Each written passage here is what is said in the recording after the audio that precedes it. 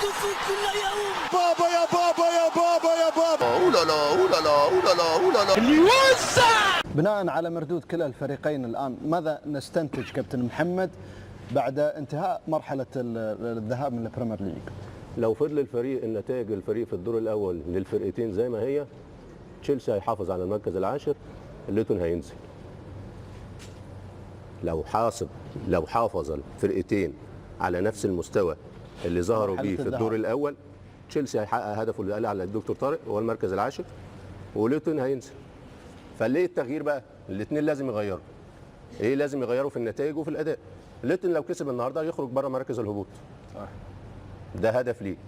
تشيلسي النهارده لو خسر هينزل للمركز ال 12، لان بعده وولفرهامبتون وبورموس ممكن يكسبوا وينزل للمركز ال 12.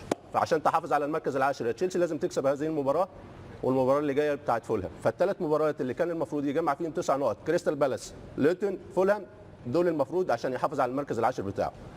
ليتون تاون بيعيش افضل فتراته في هذا الموسم. كسب مباراتين، اخر مباراتين 6 نقاط، فالماتش مش هيبقى سهل. هيبقى صعب على تشيلسي. شاهد تحول كبير في القسم الاول. ايوه طبعا. ما انا بقول لك نتائج مخيبه انعكس المستوى. اخر مباراتين 6 نقاط. فالنهارده لو كسب ليتون هيخرج بره مراكز الهبوط بالنسبه له. الملعب صعب، ملعب ضيق وله ظروف معينه. باركلي احد النجوم الفريق في الفتره الاخيره طبعا، وكان بيلعب في تشيلسي، فهتلاقيه النهارده ايه في احسن مستوياته. ايه تشيلسي ليتون انما لا، الظروف مختلفه. ليتون بيعيش افضل فتراته، اخر مباراتين 6 نقاط، عنده الامل انه يكسب النهارده يخرج بره مراكز الهبوط. بناء على مردود كلا الفريقين الان، ماذا نستنتج كابتن محمد بعد انتهاء مرحله الذهاب من البريمير ليج؟ لو فضل الفريق النتائج الفريق في الدور الاول للفرقتين زي ما هي، تشيلسي هيحافظ على المركز العاشر، ليتون هينزل.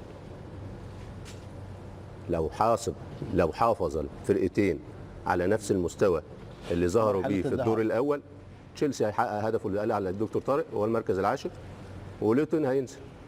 فليه التغيير بقى؟ الاثنين لازم يغيروا. ايه لازم يغيروا؟ في النتائج وفي الاداء. ليتون لو كسب النهارده يخرج بره مركز الهبوط. ده هدف ليه. تشيلسي النهارده لو خسر هينزل للمركز ال 12، لان بعده وولفرهامبتون وبورموس ممكن يكسبوا وينزل للمركز ال 12.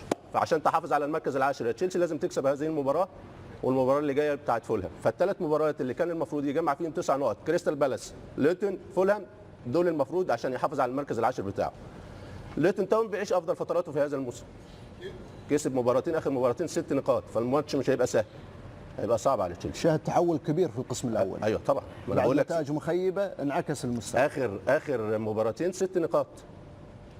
فالنهارده لو كسب ليتون هيخرج بره مراكز الهبوط بالنسبه له. الملعب صعب، ملعب ضيق وله ظروف معينه. باركلي احد النجوم الفريق في الفتره الاخيره طبعا، وكان بيلعب في تشيلسي، فهتلاقيه النهارده ايه في احسن مستوياته. ايه تشيلسي ليتون انما لا، الظروف مختلفه. ليتون بيعيش افضل فتراته، اخر مباراتين 6 نقاط، عنده الامل انه يكسب النهارده يخرج بره مراكز الهبوط.